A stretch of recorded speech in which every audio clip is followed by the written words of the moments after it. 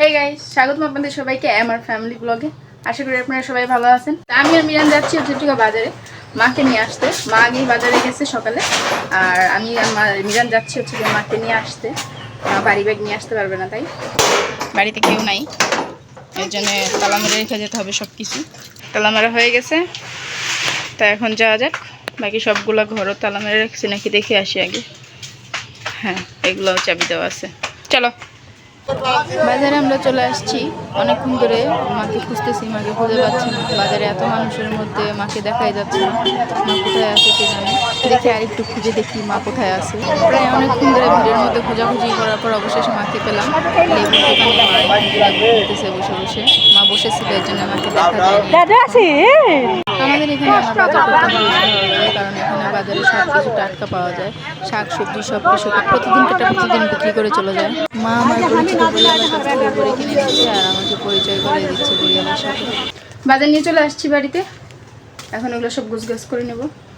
কি হয়েছে? কুলেত নিয়ে দেখে কান্না করা লাগবে? হ্যাঁ, কুলেত উঠা লাগবে কেন? তুমি বড় হয়েছিস না এখন?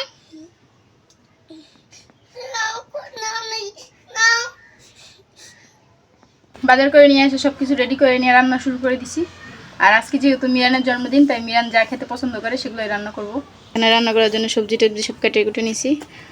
সব কিছু রেডি করে নিয়ে এখন রান্না তুলে দেবো। কড়াই তুলে দিছি চুলায়। আমাদের রান্না এখনও হয়নি, কিন্তু মিরানের খেদু লাগিছে, এর জন্য মাছ ভেজে আর পোলা হয়ে গেছে আগেই। এই পোলাটা দিয়ে এখন মিরানকে খাওয়াই দেবো আগে। অঞ্জু রান্না দেখবে নি এখানে থাকলে? অঞ্জু ভাইয়া দেখবে নি, চ আমরা বাড়ি যাই। চ, অঞ্জু মামা লাগে ওর।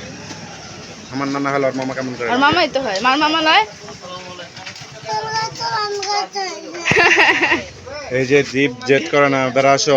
গাড়ি চড়েছেন না হচ্ছে, এবার আসো। গাড়ি চড়ে যাওয়া লাগবে না, চলো। আমার সোনা মেকআপ আর্টিস্ট হবে, দাদুকে মেকআপ করিয়ে দিচ্ছে। আচ্ছা সরি, হ্যাঁ বাবা মেকআপ আর্টিস্ট খেপে গেছে। হয়েছে? হয়নি? আরো কি কি বাকি আছে? এল্লার দেওয়া লাগবে। এল্লার দেওয়া হয়নি?